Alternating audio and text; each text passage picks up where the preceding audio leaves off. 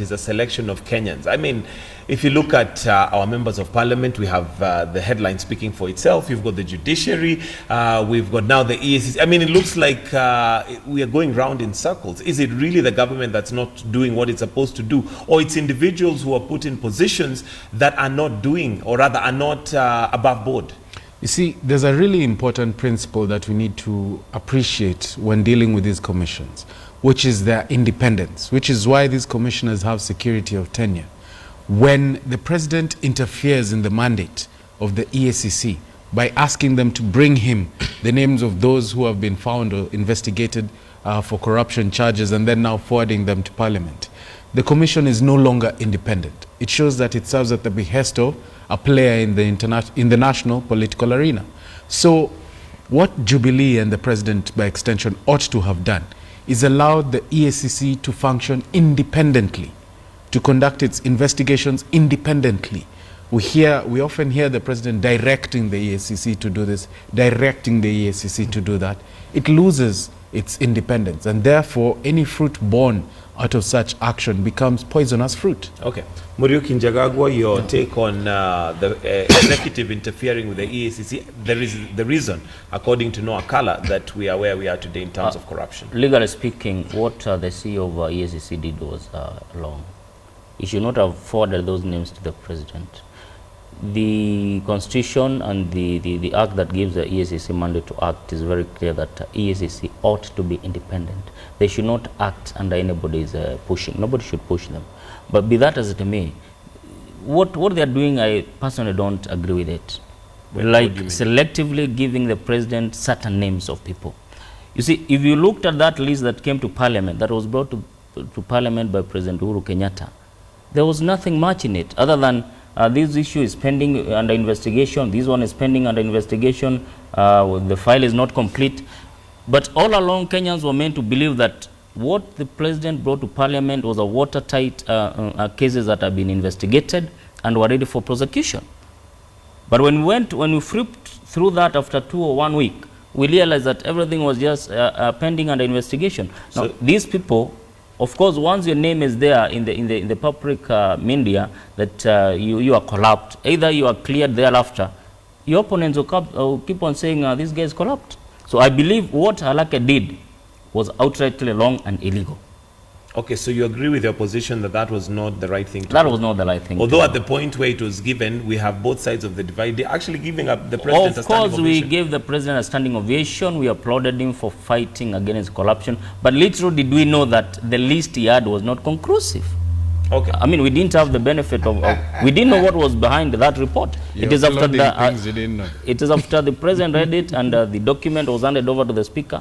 When it was unwrapped, it was half-baked. No wonder most of the guys who were in that report have not been taken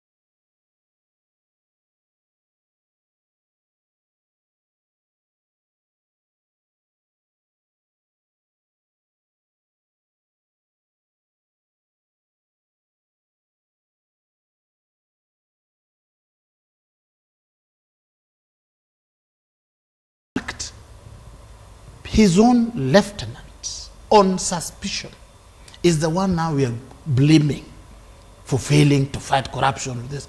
I keep on repeating, and go and tell the court principal, you will not get power by telling lies against the president. You get power by joining and people realizing that corruption is a cancer in our society that we must all join hands. If it's against Kedero, you deal with it. Tunoi, you deal with it. Weda, you deal with it. Luckily, in this country, we are lucky that we have a president who is not eating. Unlike all the rest, all the COVID principles and the rest, they seem to have either eaten at one time or they are eating. It's all the president who have not eaten. You need to clarify that. When you say they've eaten, what do you mean? Please. But you saw Wetangula the other day was told he smoked some tobacco. A matter that is in court. Which is in court. Which is in court. I'm saying it was said. I don't say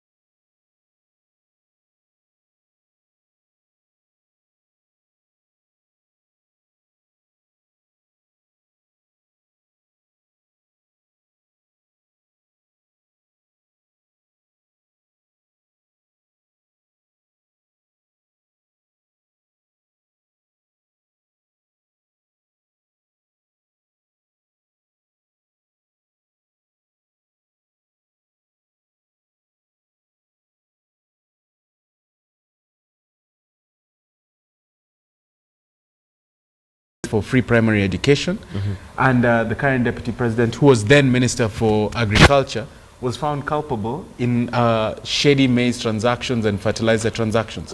What did the Right Honorable do? He suspended them. He did not wait for EACC to investigate, because when you serve in cabinet, you serve at the pleasure of the appointing authority. The president waited for a full 6 months to have these people resign. He did not sack them as Weda has been trying to postulate here. He waited for them to resign. And this is the challenge that this is the gauntlet we've been throwing at the president's feet. Do not give us long stories about the EACC's invest. You are the appointing authority. If Henry Rotich cannot provide Kenyans with answers about Eurobond, let him go. Then you'll probably come in and say that the executive is interfering and, you know, is not letting the law take its course. The Because at the end of the day, executive is the appointing authority. Henry Rotich serves at the pleasure of the president. He does not serve at his own discretion. All right, let's so hear the president has the full right to dismiss somebody who serves at his pleasure, who is not matching up to the standards of integrity in Kenya. Okay. What we are saying is very simple, and you've put it, nobody would have put it better than you, Wanagitonga.